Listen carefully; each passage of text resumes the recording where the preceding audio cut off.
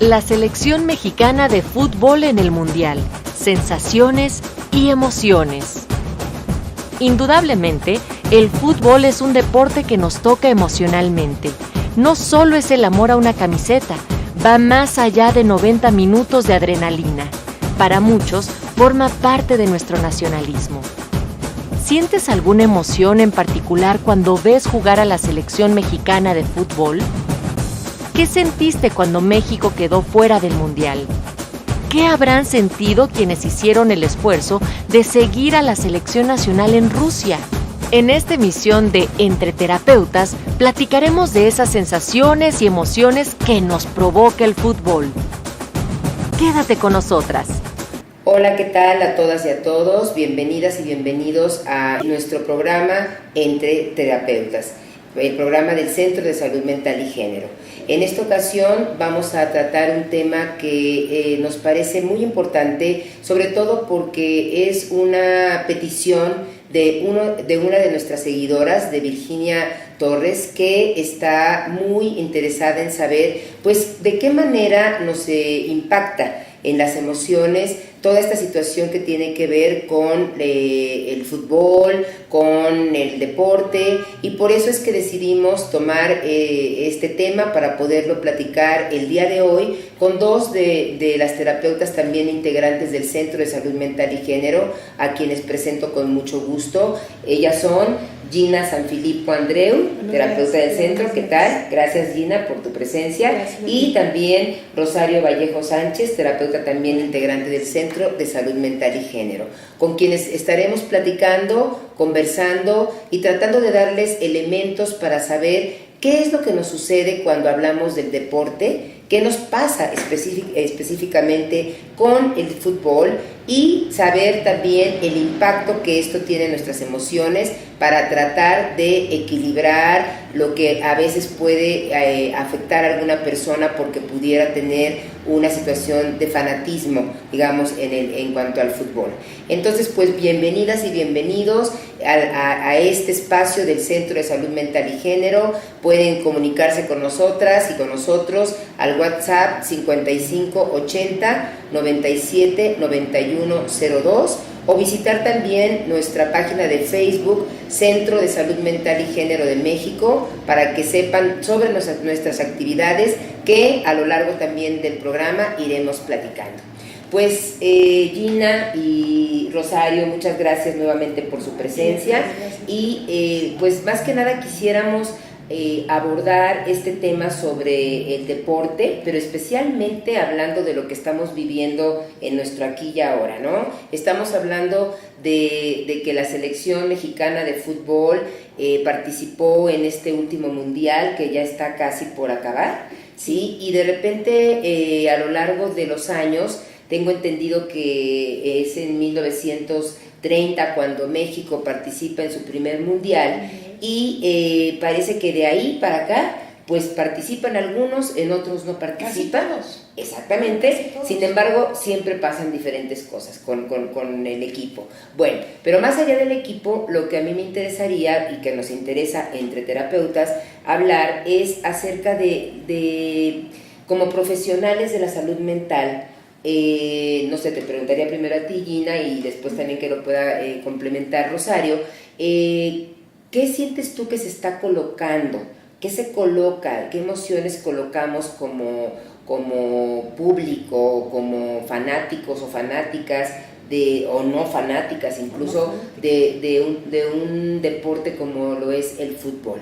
Yo creo que muchas cosas, ¿no, Ale? A mí me parece que tiene que ver con una cuestión como de grandes expectativas como país, de repente, ahora en los mundiales específicamente, porque el fanatismo en las ligas normales de fútbol es diferente, ¿no? Pero un mundial creo que nos toca a todos y a todas como país, y entonces creo que se depositan ilusiones, expectativas, una cuestión de pertenencia, una cuestión de identidad también, ¿no? El ir y comprar la camiseta y de repente sales a la calle y todo el mundo trae su camiseta puesta, lo que ha pasado en los festejos de ir al Ángel a festejar o de reunirse en diferentes plazas públicas y todo a festejar. Eso a mí me parece que da como toda una sensación de identidad, de pertenencia. Yo creo que hay una cuestión también de pensamiento mágico en decir, no me importa que yo sé consciente y racionalmente que mi selección tal vez no es la mejor, que no ha sido un buen desempeño, pero a la hora que gana se nos olvida eso y entonces no, sí, vamos a ganar la copa y vamos a hacer y se empieza a crear como en el inconsciente colectivo, siento yo, del país sí. y de muchas personas, esta idea de sí podemos. Creo también que es algo aspiracional, ¿no? En donde los medios de comunicación como que juegan también mucho con esta parte de sí podemos, esta frase última del Chicharito de pensemos en cosas chingonas. Todo eso va permeando a todo el público de todas las edades, de hombres y mujeres, y entonces nos va llevando como una sensación de sí se puede, sí vamos a hacerlo, sí. O sea, es una fantasía, una ilusión colectiva, pero que creo que puede ser como muy útil y muy sana en ciertos factores, y también hay que tener cuidado y hay que tener muy clara cuál es la línea entre esto que decías del fanatismo o de proyectar cosas de nuestra propia vida y entonces irnos como perdiendo y fantaseando en eso sin poner atención en lo nuestro, etcétera. Puede ser, insisto, como algo muy positivo o negativo. Tiene como dos polos, dos vertientes, entonces, okay. Y por ejemplo, Rosario, ahora que Gina comenta esta parte de decir, bueno, aunque sabemos que no quizás vayamos a ganar la copa, el hecho de ver que la selección gane un partido hace que de repente tengamos ilusiones o pongamos expectativas más grandes. Pues bueno, esto me hace preguntarte, ¿a qué crees tú que se debe, como profesional de la salud mental, a qué podríamos adjudicar o pensar que se origine este tipo de expectativa? Es decir, ¿como por qué? ¿De dónde vienen estas expectativas? Pues mira, yo complementando un poquito, Ale, y a lo mejor puedo contestar tu pregunta con esto. También pensaba lo que decía Gina, que tiene que ver con esta identidad, con esta sentir que pertenecemos a algo, pero también me parece es desde dónde nos vinculamos con el fútbol nosotras, ¿no? Nosotros. De dónde viene esta historia personal, qué sucedió en mi familia, ¿no?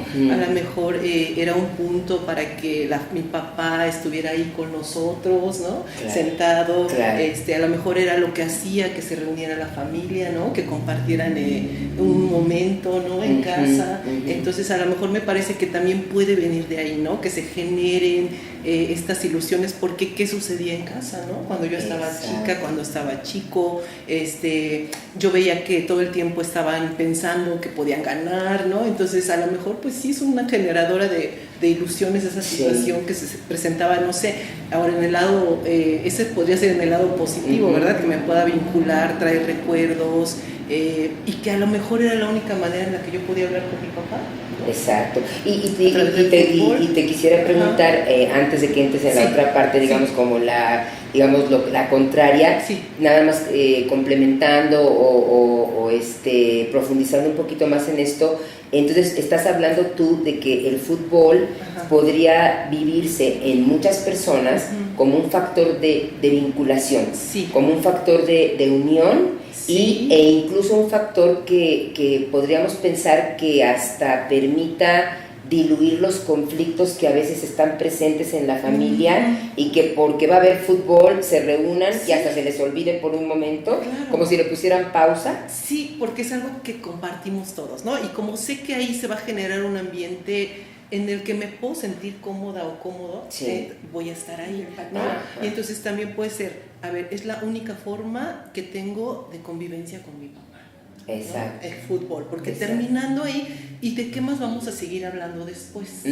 ¿No? De cómo estuvo el partido, qué sucedió, ¿no? Y entonces después tal vez se rompa la comunicación, ¿no? Y entonces ya no volvemos a tener tema en común. Entonces es un aprovechar ese momento para, bueno, tú has mencionado más a la figura del padre, sin embargo también podemos decir para reunirnos en familia, para estar más cerca de mi mamá, para estar más cerca de mis hermanas y hermanos y de mi familia incluso política. Así es, ¿no? Y en la parte, digamos, en el polo opuesto, por decirlo de alguna manera, ya que incluso, bueno, Gina lo ponía sobre la mesa, pues decía Gina, hay dos vertientes, la veríamos desde el lado digamos, positivo, ¿no? De cuando vemos a la selección mexicana jugando, ponemos expectativas positivas, y en la parte, digamos, negativa, ¿qué es lo que tú podrías compartir en relación a esa parte?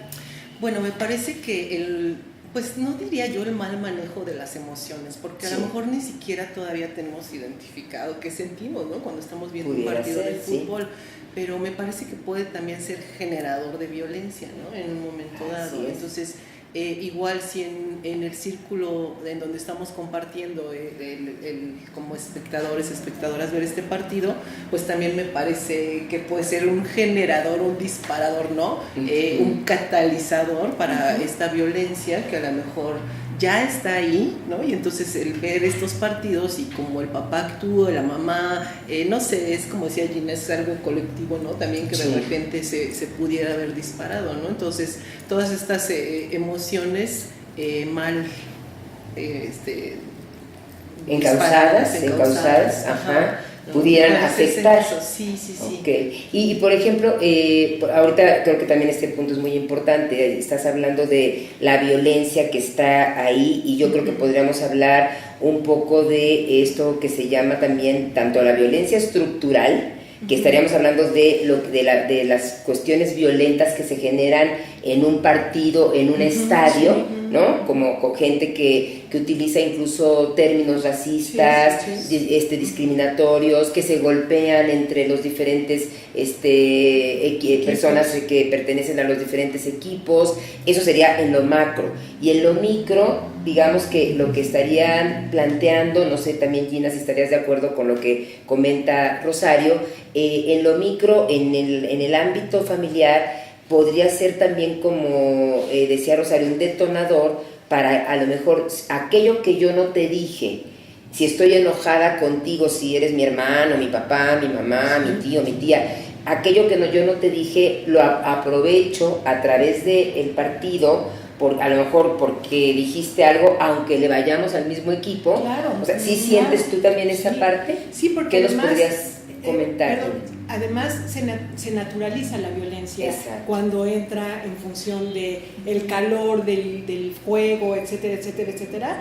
Siempre hemos pensado que bueno, es que se calentaron los ánimos, ¿no? Incluso los narradores del fútbol lo dicen, ya se calentaron los ánimos y entonces ya en la cancha está pasando tal cosa, y entonces en las gradas y en la tribuna por supuesto que también, ¿no? Hemos visto infinidad de imágenes donde se contraponen y se avientan todo, y parece normal, parece algo que es como parte del juego, o que está, hace muchos años, yo no me acuerdo en dónde leí o me dijeron o algo, que ayer me acordaba mientras estaba revisando este tema, que decían que justamente los deportes, la lucha libre, el box, el fútbol, todos estos deportes se practicaban los fines de semana o se televisaban los fines de semana porque era catártico, y entonces que la tensión de toda la semana, del trabajo, de la vida diaria y todo, bueno, el fin de semana ibas al estadio y gritabas y, ¿por qué no mentabas madres? Exacto. Y entonces era parte como así como de, ya llegabas relajado a continuar como tu vida cotidiana, ¿no?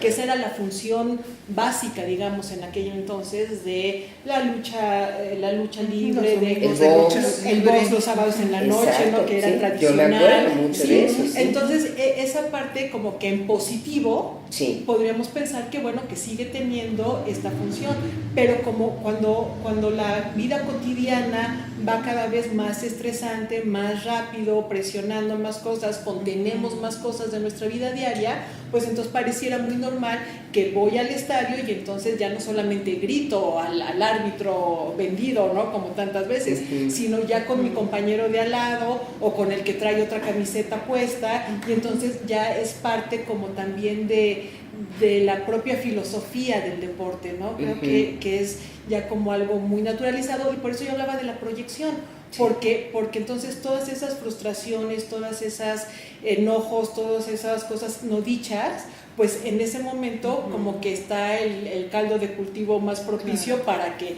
salga y pueda botar todo, y después decir, ay, bueno, es que estaba muy enojada porque perdió mi equipo, y ya con eso parece que ya como que se justifica, que entra dentro de un contexto ya como mucho más fácil de manejar. Pero fíjate que ahí es por ejemplo, si pierde, ¿no? Sí. Pero también lo hemos visto cuando gana. Claro, ¿no? Ajá. Porque gana, pero también pues es tanta la euforia que se siente. Entonces, de todas las formas vale. salgo del estadio y como estoy tan contenta, tan contento, pues también voy a... Y la venta del alcohol, además, en estas cosas también yo creo que juega un factor importante. Sí. Y entonces también ahí está justificada, ¿no? Claro, la violencia. Claro, sí. ¿no? Y por ejemplo, ahorita que mencionan tanto el perder como el ganar, mi pregunta sería, ¿y qué sucede cuando perdemos y qué sucede cuando ganamos? Ajá, ¿Sí? okay. O sea, y me gustaría vincularla con, ¿nos pasa lo mismo a las mujeres que a los hombres? Porque finalmente también las mujeres vemos el fútbol, independientemente de si nos gusta o no nos gusta, probablemente nos ha tocado tener que ver un partido de fútbol, o hay mujeres que abiertamente son fanáticas del fútbol, claro, ¿no? Y es válido, incluso a las mujeres que juegan el fútbol, también qué bueno que también tengan este derecho a jugar un deporte que era privativo de los hombres. Sin embargo, nos pasará lo mismo a las mujeres que a los hombres, ante la situación de ver, sobre todo lo quiero enfocar mucho y acotar mucho a esta cuestión de ponte la verde, ¿verdad? Es decir, ponte la camiseta verde, de decir, a ver, estoy viendo a la selección mexicana que está jugando y que gana, o estoy viendo a la selección mexicana que está jugando y que pierde. Entonces, el perder y el ganar, ¿qué está representando? ¿Sí? ¿Cómo lo vivimos? ¿Sí? Y de qué manera lo viven las mujeres y de qué manera lo viven los hombres. ¿Es igual? ¿Se manifiesta de la misma manera? Ahí las desigualdades se borran. Igual puede decir una grosería una mujer que un hombre. No sé, les pregunto esto como para que lo pudiéramos analizar entre terapeutas, para que las personas que nos están escuchando pues sepan acerca de qué nos pasa realmente cuando estamos viendo un partido de fútbol donde está la selección mexicana, donde nos está representando, donde estamos viendo que traen la camiseta verde o la camiseta blanca con las rayas del color de la bandera, y qué nos sucede cuando gana y qué nos sucede cuando pierde. No sé si alguna de ustedes quiere empezar y ya bueno, el análisis. A mí me parece que también tiene que ver mucho con cuestiones de género. Claro. Entonces, ¿cómo nosotras vivimos este triunfo o esta derrota? Me parece que nosotras tenemos más oportunidad de poder expresar, de poder decir, ¿no? Aunque fíjate que aquí es como lo que decía Gina hace ratito, que sí hay cosas muy permitidas, ¿no? En este deporte sobre todo. Sí. Entonces, aquí es más común que veamos que los hombres lloran, ¿no? Y eso, cuando los hombres lloran, cuando pierde su selección, no está, entre comillas, tan mal visto, ¿no? Porque sí está llorando pues por algo que a todo el país nos duele en general. Entonces, puede ser que esté un poco aprobado eso, sí, pero nosotras todavía tenemos más recursos porque nos está permitido expresar, decir, no sé, a lo mejor hasta llorar, como dices, que afortunadamente sí hay muchísimas mujeres que son partícipes de este deporte y que cada vez están teniendo un papel muy importante, muy destacado, ¿no? Sí. Y entonces no dudo que vivamos la pasión, que ellas como jugadoras vivan esta pasión o al ser espectadoras, pero nosotras tenemos ese permiso, ¿no? Ante la sociedad de poder decir, expresar, no sé, llorar, ¿no? Sí. No sé. Sí. ¿Qué Sin embargo, yo creo que también tiene que ver con estereotipos, ¿no? Sí. Y sí creo que dentro del estereotipo masculino del ser hombre, tiene mucho que ver con esta cuestión aspiracional del futbolista. El futbolista como estereotipo. Claro. Y más aún, por ejemplo, siento yo, a lo mejor no es así, pero que estas últimas selecciones, los seleccionados nacionales, por toda esta cuestión mediática, son como personajes más cercanos, ¿no? Por ejemplo, esta selección que acaba de jugar son chavos que vimos crecer porque vienen desde la sub-17, etcétera. Entonces han crecido con nosotros, sí, digámoslo así, bueno, el Chicharito, sí, todos estos que se han vuelto futbolistas tanto nacionales como internacionales, en las cámaras, es como parte ya para muchos de la familia. Como de una cotidianidad. Como de una cotidianidad. Y entonces esa generación a mí me parece que crece con ese idealización aspiracional. Son chavos deportistas, como exitosos, triunfadores. A eso te refieres con el estereotipo. Exacto. El estereotipo de éxito. El éxito del triunfador, del que se casa, se descasa, modelos, coches, toda esta parte que desde una cuestión de género al hombre se le ha asignado tradicionalmente como que ese es el estereotipo de el triunfador, y entonces sí hay una parte aspiracional, me parece, para muchos. Gina, entonces, bueno, tú estás mencionando mucho acerca de que también, además de lo que comenta Rosario, de que tiene mucho que ver con lo permitido para la mujer y lo no permitido, y lo permitido y lo no permitido para el hombre, tú dices, yo también siento que tiene mucho que ver con los estereotipos de género, que tiene que ver, por un lado, de lo que habla Rosario, me parece, si están ustedes de acuerdo, tú estás hablando de los roles de género, y Gina, sumas esta parte que también me parece, ambas partes me parecen muy importantes, muy valiosas. Estás hablando de los estereotipos, y en ese estereotipo de ganador, de éxito, de triunfador, aunque pierda el equipo, el jugador o el equipo sigue siendo ganador, porque el estereotipo no se rompe, digamos, ¿no? Sí viene una parte de tristeza, ¿no? Si viene una parte de, como les digo, ¿qué nos pasa cuando ganamos? ¿Qué nos pasa cuando perdemos? Si rescatamos esa parte, ¿qué es lo que podrían ustedes comentar acerca de qué nos sucede a las mujeres cuando vemos que el equipo gana o cuando vemos que el equipo pierde, y viceversa? ¿Qué les sucede a los hombres cuando ganan o cuando pierden? Además de llorar, como decía Rosario, ¿no? Es un espacio en donde está muy permitido que el hombre llore porque su equipo no ganó, y nadie les dice nada, nadie les dice, pareces niña, ¿sí? Sino que qué bueno que estés llorando, porque eso quiere decir que de veras llevas en el corazón a tu equipo, ¿sí? Y cuando ganan, se vale que por ganar, por ejemplo, destruyan la bandera de Alemania, por ejemplo. Sí, esos son los límites, ¿no? ¿En qué momento es una cuestión como decíamos, de nacionalismo un poquito, de patriotismo, y en qué momento ya empieza a ser una cuestión violenta, una agresión directa hacia otro país o otro equipo o personas que piensan distinto? Y entonces ahí volvemos con la intolerancia, con incluso la discriminación, ¿no? Creo que un mundial es donde más se pueden como abrir estas grandes brechas de el color de piel, de la raza, de incluso cuestiones como hasta históricas, hasta culturales, que emergen, y entonces es así como el equipo más odiado porque sí, no porque juega mal o no porque los eliminó, no, sino porque los alemanes son o han sido históricamente nazistas, y entonces hay que odiarlos porque sí. Entonces, ¿en qué momento trasciende el juego, el deporte, a una cuestión ya de que el pretexto para agredir, para ofender, para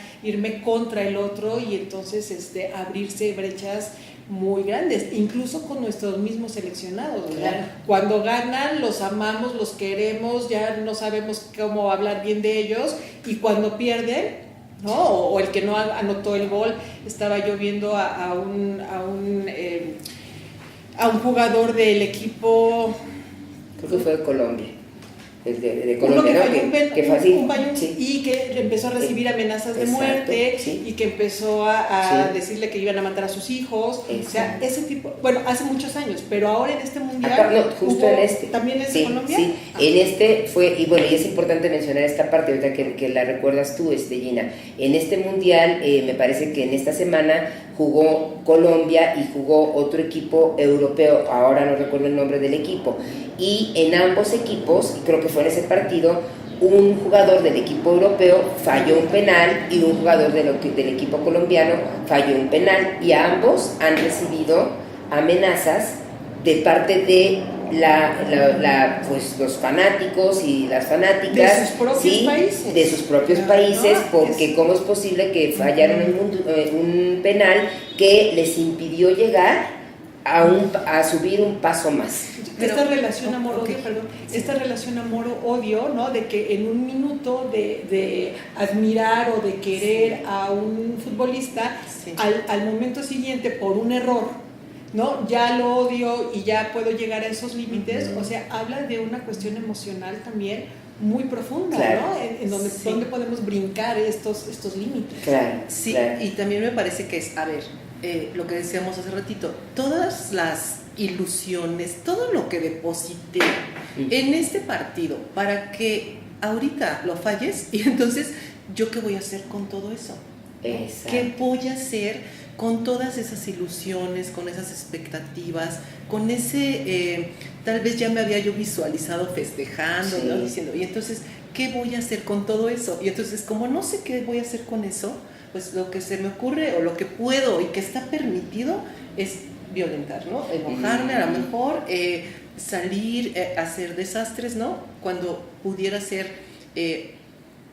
lado positivo, ¿no? Enfocar estas emociones en otra forma, de otra más forma. agradable. Y estaríamos hablando entonces de el manejo de la frustración. Es decir, cuando la persona está depositando, y se me ocurre incluso comentar que al depositar todo esto que acabas de mencionar, Rosario, también me parece que estamos depositando, además de emociones, ¿sí? Y más bien creo que la palabra más que depositar es apostamos. Estamos apostando e incluso se apuesta económicamente, sí, claro, ¿no? Entonces, ¿qué sucede cuando se pierde esa apuesta económica y esa apuesta emocional? ¿Y de qué manera ustedes sienten que se vincula con el manejo de la frustración que tenemos tanto mujeres como hombres en un país como en el que vivimos al depositar lo que se deposita en la selección mexicana de fútbol? Es que ahí me parece que tiene más que ver con la responsabilización, ¿no? Un poco esto que dices, Rosario, de yo aposté o me fui a Rusia y me drogué, ¿no? De una manera impresionante, y ahora tengo que llegar a pagar no sé cuántos miles de pesos por 3 partidos en donde perdiste y en donde lo hiciste tan mal, ¿no? Y entonces no me puedo responsabilizar de que fue mi decisión, de que yo quise hacerlo así, de que ganaras, no perdieran, pues bueno, iba a ser algo de lo que yo me iba a hacer cargo, no, sino que como tú jugaste mal y entonces yo no disfruté, entonces tú tienes la culpa y casi me la debes, ¿no? Entonces creo que falta de repente como darnos cuenta de todo lo que estamos depositando en un juego, en un futbolista, en una selección, en un equipo, de mí, de mi vida, de mis propias frustraciones, de mis propias expectativas, de mis propias ilusiones, y hacerme cargo de que es mío, ¿no? Pero en el momento en que entonces empiezo a aventar la responsabilidad y son ellos y me fallaron, porque cuántas veces oímos me decepcionaron, me fallaron a mí, ¿no? Ellos me hicieron a mí, y entonces eso me da derecho a tener esta cuestión como de frustración, de odio, de rechazo, de una serie de cosas, ¿no? Sin darme cuenta de que yo soy quien tendría que estarme viendo qué de eso me está conectando a mí con mis propias emociones. Claro. Y que podrías complementarlos. Y otra vez esto que decíamos hace ratito, ¿no?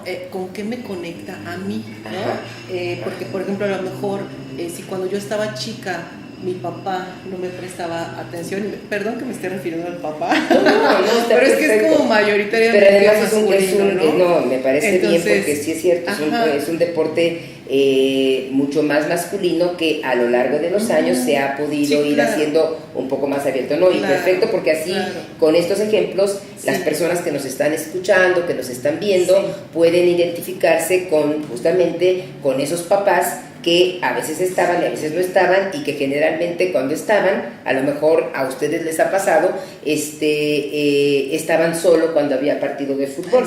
Entonces no es necesario hasta que... se hablaba de las viudas del fútbol. Exacto. Era todo un fenómeno que afortunadamente cada vez se ha ido como eliminando. Pero y bueno, y que justo estas mujeres tuvieron que decir, ¿no? A ver, ¿qué hacemos? Exacto. ¿Nos quedamos como viudas o nos integramos, no? Sí. Y entonces las mujeres también deciden integrarse como la porra, ¿no? Como involucrarse llevando a los niños al partido, ¿no? Entonces es algo en lo que nos vemos en la necesidad de meternos. Ajá. Y entonces, pues sí me parece importante otra vez, ¿no? Retomar esto. De que, lo que decía Gina, a ver, ¿de qué soy responsable? Porque también a lo mejor estoy perdiendo mi trabajo. Está en riesgo mi trabajo, está en riesgo mi relación de pareja, ¿no? Y entonces, pero bueno, no importa, yo lo que tengo que hacer es estar al pendiente de mi partido, de mi selección, ¿no? Porque es de mi selección, ¿no? Me pertenece. Y entonces, pues sí, otra vez hacernos responsables de lo que sentimos, darnos cuenta que nos estamos vinculando, porque también hay que dejar claro que el fútbol soccer en sí, o sea, no es lo mal, ¿no? Que pudiera tener, sino más bien es lo que se genera alrededor de todo esto, ¿no? Que entonces es parte de hacernos responsables, ¿no? Sí, no es y qué bueno que lo mencionas, es, efectivamente, porque no estamos hablando hoy de este tema para decir que el fútbol, soccer o cualquier otro deporte sea necesariamente negativo, sino estamos hablando de este tema en relación a las emociones que están debajo de el fútbol y de cómo lo integramos a nuestra vida o no. ¿Sí? Sí, como esto que decíamos también al principio, ¿no? Que puede ser un catalizador para la violencia, pero la persona ya es violencia, ¿no? Esto tan desafortunado que pasó de este tipo que violentaba, que hacía que las chicas dijeran ahí unas barbaridades terribles, ¿no? Aprovechándose de que no conocían el idioma. Así es, ¿no? Entonces, es importante que mencionemos que esa persona fue identificada por muchas chicas, ¿no? Que decían, bueno, yo siempre en las mañanas paso y ese señor me grita unas cosas terribles. Entonces, esa persona es una persona muy violenta, ¿no? Que con fútbol o sin fútbol. Exactamente, ¿no? Entonces, no es el fútbol, sino es lo que las personas pueden generar. Sí, y ese hombre del que hablas es identificado violento, no solo por estas chicas, sino incluso hasta por su hija, ¿sí? Se supo que su hija estaba y bueno, creo que es importante que lo sepamos, que lo compartamos, que se supo que su hija, ella misma comentó que se sentía muy avergonzada de saber que su papá seguía haciendo estas cuestiones violentas, ¿sí? Después ya de tantos años. Entonces, efectivamente, yo creo que también tenemos que tener muy claro que vamos a decir, yo creo que si tenemos en la mano una flor, ¿no? Por poner este ejemplo, si yo soy una persona violenta, la voy a destruir. Y si soy una persona que soy pacífica, la voy a cuidar. Y lo mismo va a pasar con cualquier tipo de deporte. Claro. Sin embargo, específicamente con el fútbol, no por el fútbol como tal, sino por el hecho de lo que colocamos, insisto mucho, en la selección mexicana, como bien dices Rosario y dice también Gina, ¿no? De repente decimos, es que me pertenece, ¿no? Tú eres mía, porque además así se dice muchas veces, muchas veces están pagadas o pagados por nosotros o por nosotras, por nuestros impuestos, por un sinfín de cosas. Entonces nos apropiamos de los diferentes jugadores y eres mía, pero sobre todo eres más mía cuando estás haciendo un muy buen papel, ¿sí? Y eres mía, ¿sí? Aunque no me guste, cuando no estás haciendo un buen papel. Entonces, yo creo que es muy importante mencionar esta parte. Cuando todas y todos nos convertimos en directores técnicos. Exacto. Aunque no sepamos nada de fútbol. Y sabemos, y entonces tendría casi que venir y darnos una explicación y una satisfacción de por qué lo hicieron tan mal, porque nosotros sabíamos que lo podían hacer mejor. Una serie de cosas que también nos va llevando a nuestra propia ego, nuestra propia soberbia, ¿no? Todo el manejo que tenemos de todas las cosas. Por eso yo hablaba de una gran proyección, ¿no? A mí me parece, hablando un poco de género, que el fútbol vendría a ser lo que para muchas mujeres de mucho tiempo fueron las telenovelas, ¿no? En donde yo estoy llorando porque el protagonista abandonó a la protagonista, pero no estoy llorando por mi abandono y por mi vida, ¿no? Es por la telenovela. Porque igual no puedo ver mi abandono. ¿No? Igual pasa con el fútbol, o sea, esta proyección de lo que no soy o de lo que no he podido o de las expectativas que no he cumplido para mí misma o para mí mismo, las deposito en los otros y para los otros, ¿no? Entonces, sí creo que por eso hablo de de la responsabilización como algo que tiene que estar presente todo el tiempo para ver qué de mí está ahí, con qué de mí me estoy enojando y no con el chicharito, qué de mí estoy proyectando en el director técnico o en este fracaso o en este triunfo o en ese penal no anotado. Fíjate que ahí ahorita que mencionas esto de que todos y todas nos convertimos de repente como en estos comentaristas, analistas, ¿no? de fútbol, sí. Yo siento que eso podría ser hasta terapéutico, ¿no? Bueno, bien enfocado, sí. Sería como un apoyo, ¿no? Para que yo vaya asimilando que mi equipo perdió, qué sucedió, ¿no? Entonces, a ver, si estoy escuchando al analista, al comentarista, digo, sí, ok, sí, tienes razón, porque sí, si hubiera hecho esto, se hubiera, ¿no? Y entonces estoy sacando, estoy hablando, estoy diciendo, y igual en casa, ¿no? Es hacer este análisis, yo siento que podría ser una buena herramienta, ¿no? De catarsis. De catarsis. Pero desde una catarsis mucho más, digamos, porque estamos hablando de catarsis de dos tipos. Una es cuando sale la catarsis desde un lugar de enojo o de euforia, sí, dependiendo del resultado. Y tú, Rosario, de acuerdo a lo que estás comentando es, a ver, esto podría ser hasta terapéutico, claro, en la medida en que si yo logro ir asimilando que perdió la selección, como ahora está pasando, ¿no? Ya la selección ya no está en el Mundial y estamos, creo yo, quienes están más conectadas o conectados con el deporte están seguramente en un proceso de asimilación que finalmente también creo que tendremos que hablar un poquito de manera, si quieren, muy concreta, pues porque ya los tiempos están por empezar a ir cerrando el espacio. Estaríamos hablando de un duelo, y entonces si estamos hablando de un duelo porque ya la selección ya no está en el Mundial, ¿cómo se acomoda ese duelo?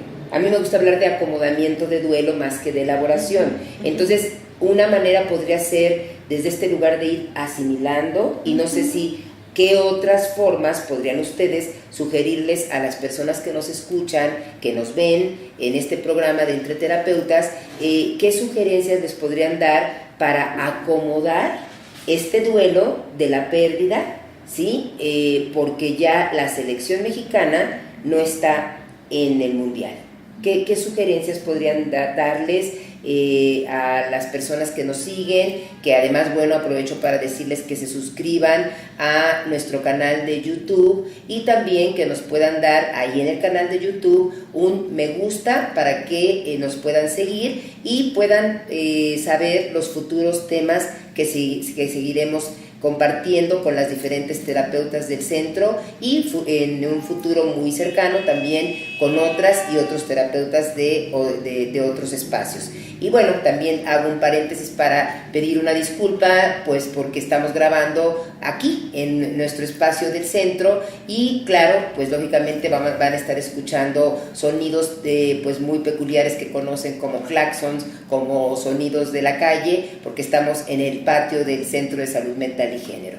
Entonces, bueno, retomando esta parte, me gustaría saber pues más o menos qué sugerencias, o no sé si llamarles sugerencias, o qué podrían ustedes decir, y quizá al decirlo se convierte en sugerencia, de cómo poder acomodar poco a poco esa pérdida de que la selección no haya quedado más tiempo en el Mundial y mucho menos haya logrado ganar la Copa. Yo pensaría en dos cosas. La primera, revisar un poco esto que hemos platicado de qué deposité ahí. ¿No? ¿Por qué para mí era tan importante que ganara o por qué yo me ilusioné de tal manera que de mí, de mi historia, de mis expectativas, de mis proyectos incluso, están depositados ahí? Y por otro lado, revisar este pensamiento mágico, ¿no? Porque sin ser negativa, había muchos indicios de que la selección mexicana no iba a llegar a un papel destacado, ¿no? No quiero sonar malinchista ni mucho menos, pero bueno, tenemos toda la eliminatoria, toda una serie de partidos en los que estuvimos pudiendo ver los alcances que hubiera podido tener nuestra selección. Y cuando de repente, de la noche a la mañana, México para ganar el Mundial, ¿no? darnos cuenta de cómo brincamos hacia ese pensamiento mágico, esa idealización, y perdemos un poco pues la perspectiva de nuestra realidad. Exacto. Y fíjate que qué importante eso que mencionas, Gina, porque es verdad. Creo que ni suenas malinchista ni suenas pesimista. Como suenas es realista. Y creo que como terapeutas, aquí y entre terapeutas, tenemos que hablar del juicio de realidad. Y hablando del juicio de realidad, me parece muy importante que no olvidemos cómo se llegó a este mundial, ¿no? Y entonces, claro, cuando de repente sorprende la selección ganándole al campeón del mundo, ¿no? Sí. Entonces, claro, parece que se olvida completamente todo esto y entonces entra lo que has estado tú mencionando mucho, que es ese pensamiento mágico y esa proyección de lo que coloco en la selección de México, ¿no? Muy bien, gracias, Gina. Y nuevamente ubicarnos en la realidad, ¿no? Porque es muy distinta la situación cuando sucede un resultado que sea injusto, ¿no? Exacto. Entonces ahí sí es otro sentimiento. También. Porque, pues, es la injusticia. El no era penal. ¿no? El no era penal. Bueno, pero ahí... del no era penal. Ahora la vez pasada no era penal y ahora es culpa del histrionismo de la imagen, ¿no? Ahora resulta que fue culpa de... Perdón, no sabes, para que continúes. Y entonces, bueno, ahí sí es diferente, ¿no? La situación, porque, bueno, si hay un sentimiento de injusticia, entonces ahí sí habría como algo que poner en juicio, en tela de juicio. Pero cuando no es así, pues ubicarnos, ¿no? En la realidad. Y la verdad que las ilusiones son muy bonitas, o sea, es genial tener ilusiones y volver a sentir de la vida. Claro, que vas a volver a tener la oportunidad de que tu equipo otra vez va a empezar desde abajo, van a empezar estas cuando empiezan a calificar, ¿no? Todo esto, y entonces eso es muy bonito, las ilusiones, pero con una realidad, ¿no? Ajá. Otra vez siempre con este principio de realidad, y también reconocer que las personas que están en la selección pues son eso, son personas, son seres humanos, que si también me parece que si nosotras o nosotros jugáramos ese deporte, pues pudiéramos estar un poquito más en este sentido, ¿no? De ubicarnos en la realidad, ¿no? De lo que implica este deporte. Entonces, pero sentadas en la sala de nuestra casa es muy fácil. Es muy fácil dirigirnos, jugar, pensar que hubiéramos podido meter el penal nosotros solitos. O sea, es ahí donde nos perdemos. ¿No? Entonces, bueno, ubicar que son personas como nosotras, como nosotros, y bueno, sí, no perder esta ilusión, porque repito, es muy bonito, ¿no? Tener estas ilusiones en nuestro equipo favorito, en nuestro cantante, artista, lo que sea, que nos represente una ilusión, ¿no? Pero pues bien ubicada en la realidad. Es decir, que entonces las ilusiones son parte inherente a los seres humanos, independientemente de si somos mujeres u hombres, que es válido enojarnos, que es válido apostar porque alguien nos represente y nos represente bien, ¿no?